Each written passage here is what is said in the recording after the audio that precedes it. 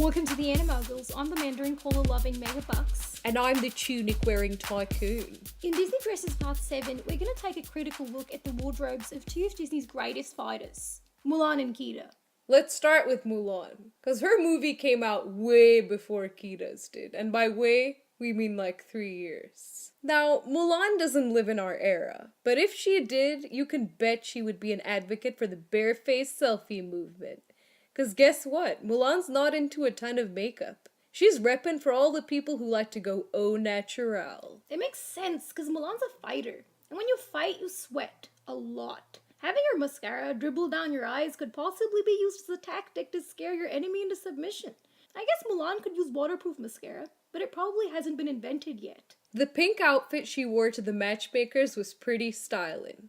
Although, I don't know if making the sleeves longer than her hands was a good idea, from a practical standpoint. Why was everyone acting all surprised when Mulan spilled the tea she was supposed to be pouring? Did they really expect that she could pour the tea without getting her sleeve soaked in that cup? Maybe that was supposed to be part of the challenge.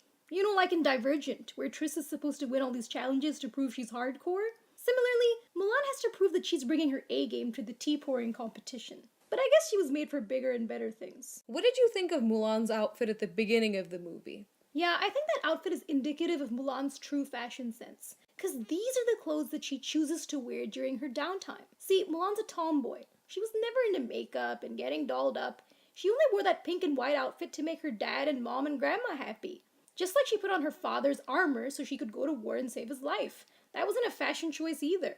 Yeah, her chilling at home outfit is classic Mulan. Casual, relaxed, carefree, and messy. She had that one hair comb as an accessory, but in the end she takes it off. Because really, the only accessory Mulan needs is a sword. And it's a good thing Mulan is so low maintenance, because she never would have made it into the army if she took hours to get ready. I mean, the army has no use for a 2-hour beauty routine that involves blush, lipstick, moisturizer, and sunscreen. You have to save your energy for the fighting, and that's exactly what Mulan did. Let's talk about Kida for a bit, because no one ever brings her up. I don't get why she's not part of the official Disney princess lineup, because she's so awesome. But you know what wasn't awesome? That weird geometric parka thing that she wore at the end of the movie. That was probably the ugliest Disney outfit of all time, and so not worthy of a kick-ass character like Kida. Yeah, the whole situation surrounding her outfits was topsy-turvy. Because at the beginning of the movie, she was bearing so much skin, and by the end of it, she was overwhelmed with clothes. I mean, can't we have a happy middle? Now, if we're gonna talk about accessories, Kida has a necklace just like Pocahontas does. But Kida's necklace, I mean, everybody in Atlantis has one. She's not unique or special. Everybody has a little piece of that crystal that mind controls her towards the end of the movie. I guess it's less of an accessory and more of a passport. Telling people that whoever wears this necklace is a citizen of Atlantis. That actually makes sense, because Milo has one by the end of the movie, and he didn't even have to live there for 5 years to get his citizenship.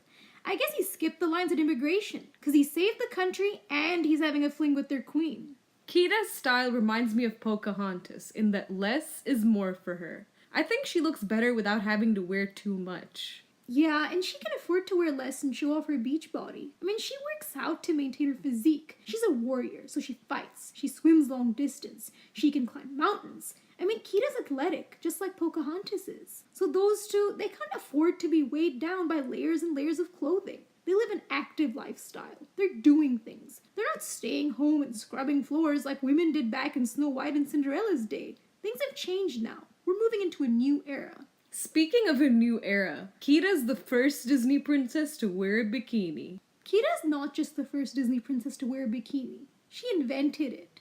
Because Atlantis is set in 1914, but the bikini was officially invented by the French in 1946. So Kida's a pioneer in that respect. Kida's classic outfit actually reminds me a lot of the outfit worn by Chel, a character in DreamWorks Animation's Road to El Dorado. I definitely see the resemblance between the two outfits, but both characters were animated in a totally different way. The Disney animators managed to keep the design functional and businesslike. Sure, there was that one scene where Kida's taking off the skirt and Milo's thrown off his game, but that scene was supposed to be sexy, and Disney still kept it subtle and respectful. But Chel?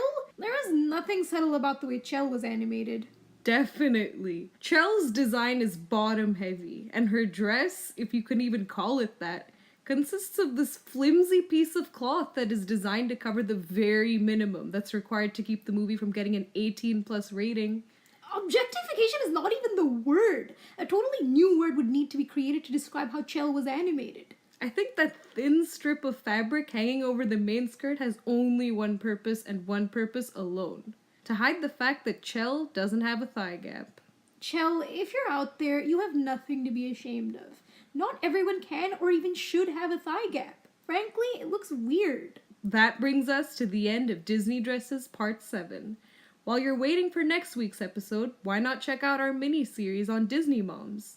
We'll see you next time on The Animoguls.